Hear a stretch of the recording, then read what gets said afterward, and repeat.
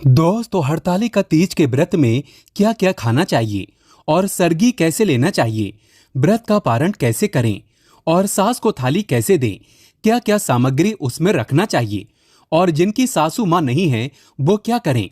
साथ ही साथ हड़तालिका तीज पर एक चीज जरूर खा लेना चाहिए। भगवान शिव और माँ गौरी आपकी झोली खुशियों से भर देंगी, हो जाओगे धनी। सच्चे दिल से कमेंट बॉक्स में लिखें ओम नमः शिवाय, जय माता पार्वती। माता पार्वती के लिए एक लाइक तो बनता है और हमारे चैनल को सब्सक्राइब करके बेल आइकन जरूर दबाइएगा। दोस्तों, पंचांग के अनुसार इस साल भाद्रपद मास के शुक्ल पक्ष में पड़ने वाली पावन तृतीया तिथि 17 सितंबर को सुबह 11:08 पर प्रारंभ होगी और 18 सितंबर को दोपहर 12:39 पर समाप्त होगी। उदय तिथि मान्यता होने के कारण हड़तालिका तीज 18 सितंबर को मनाई जाएगी। हड़तालिका तीज व्रत 2023 शुभ मुहूर्त। हड़तालिका तीज पूजन मुहूर्त 18 सितंबर को सुबह 6:07 से सुबह 8:34 तक रहेगा। पूजा की कुल अवधि 2 घंटे 27 मिनट की है। दोस्तों, हड़तालिका तीज पर पहले सरगी ली जाती है। आइए जानते हैं सरगी कैसे लें। हड़तालिका तीज व्रत शुरू होने से पहले, सूर्य उदय से पहले या मध्य रात्रि में महिलाएं सरगी करती हैं। सरगी में नमक युक्त भोजन नहीं करना चाहिए। साथ ही सरगी में बहुत भारी भोजन न करें जिससे आपको उपज की समस्या हो जाए। सरगी में फल, जूस, नारियल पानी, ड्राई फ्रूट्स और मुरब्बा खा सकती हैं। इससे आपको एनर्जी मिलेगी और डिहाइड्रेशन नहीं होगा। साथ ही आपको व्रत के दिन भूख भी नहीं लगेगी। अगर आप इस व्रत को निर्जल नहीं रख सकती हैं तो आप व्रत रखने से पहले संकल्प अवश्य ले लें। पारण में शामिल करें ये चीजें। हड़तालिका तीज के अगले दिन पारण किया जाता है। मान्यता है कि चतुर्थिथि लगने के बाद ही पारण करना चाहिए। व्रत का पारण कभी भी नमक युक्त भोजन से नहीं करना चाहिए। आप पानी, शरबत, फल या मीठे से व्रत खोलें। पारण में धीरे धीरे पानी पिएं, फिर किसी मीठी चीज का सेवन करें। मीठी चीज का सेवन करने और प्रसाद ग्रहण करने के बाद ही नमक से बना भोजन मुंह में डालें। दोस्तों, शास्त्रों के अनुसार माना जाता है कि भगवान शिव और माता पार्वती को बेल फल अर्पित करने के बाद प्रसाद स्वरूप में पूरे परिवार को खाना चाहिए। इससे आपके घर में हमेशा पैसों की कभी भी कमी नहीं होगी। घर में लक्ष्मी का आगमन होगा। इस दिन बेल खाने से बहुत ही शुभ और मंगलकारी माना जाता है।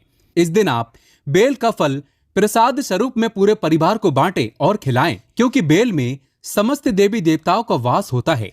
दोस्तों, व्रत संपूर्ण होने के बाद सास को थाली दी जाती है।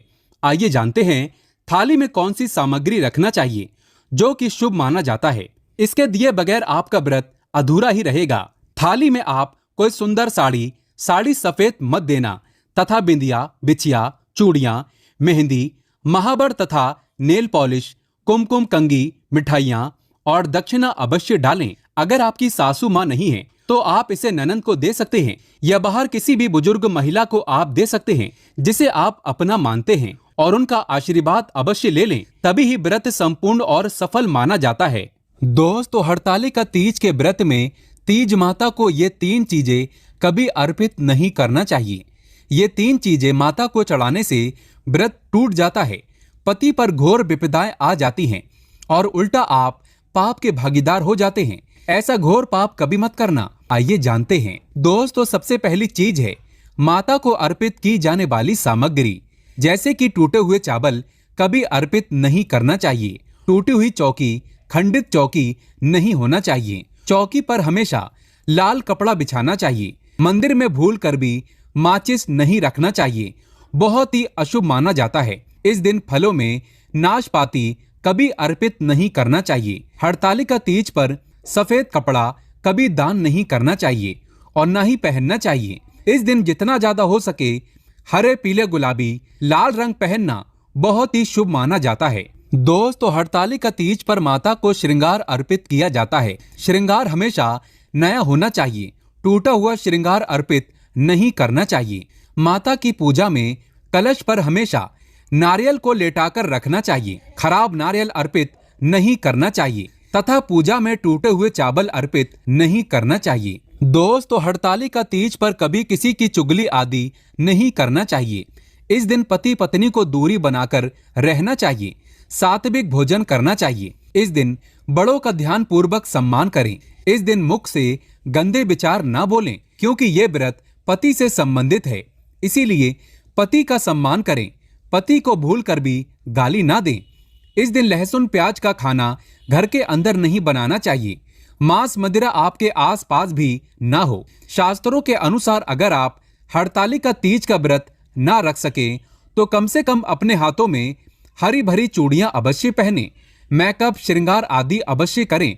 इससे आपके पति पर कष्ट नहीं आएंगे। दोस्तों, मासिक धर्म में हड़तालिका तीज का व्रत अवश्य रखना चाहिए, परंतु देवी देवताओं की प्रतिमा को स्पर्श न करें। व्रत का पालन आप वैसे ही करें जैसे आप बाकी दिनों में करते चले आ रहे हैं। इससे आपको उतना ही फल की प्राप्ति होगी जितने आप हकदार हैं। दोस्तों, हड़तालिका तीज पर शाम के समय घर की 3 चीजें कभी किसी को नहीं देना चाहिए, नहीं तो आपके घर की लक्ष्मी हमेशा के लिए दूसरों के घर चली जाएगी।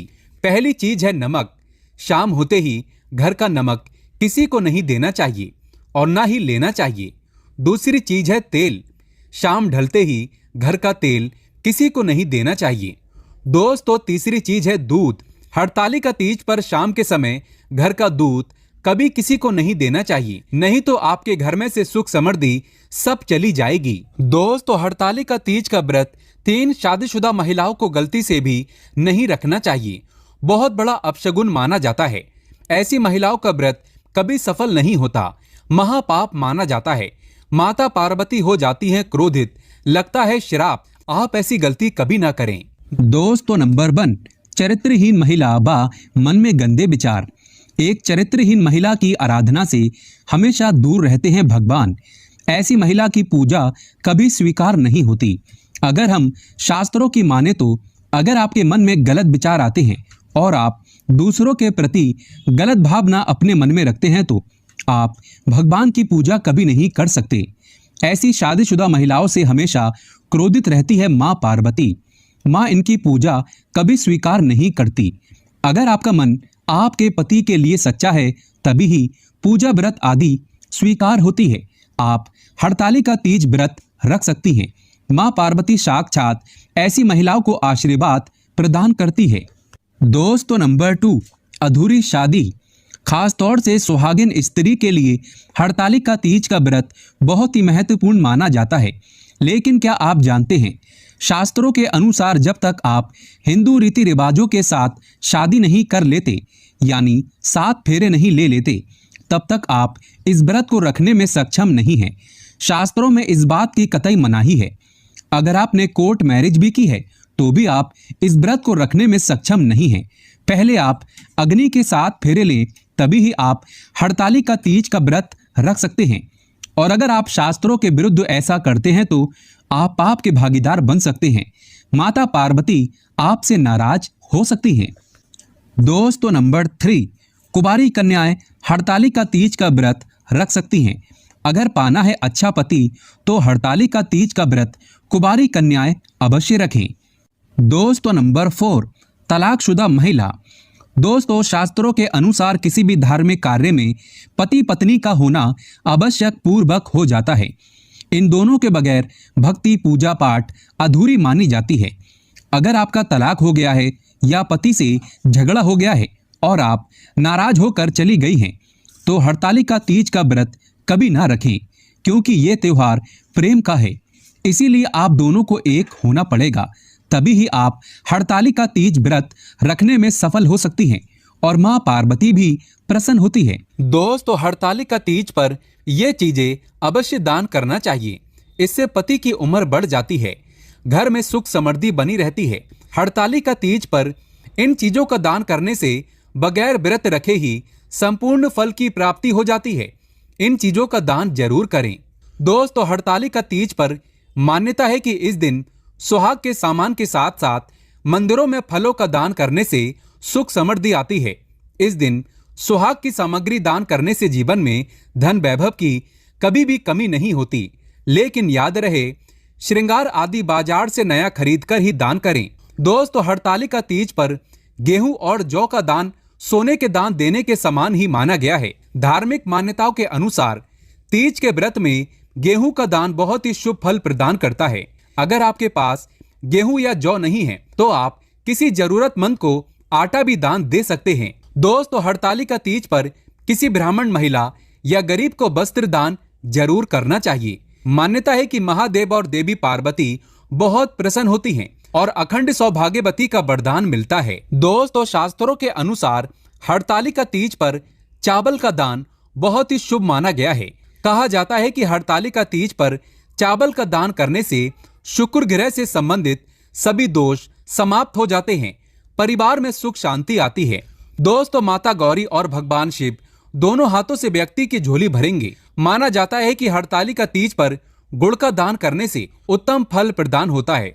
इस दिन गरीबों को गुड़ का दान करने से महिलाओं को स्वास्थ्य लाभ मिलता है, पति सदैव कामयाब रहता है, घर में दौलत का आगमन होता है, धन लक्ष्मी सुख समृद्धि सब कुछ हासिल हो जाता है। गुड़ का दान करने से रिश्तों में मिठास आती है, जीवन सुगम हो जाता है।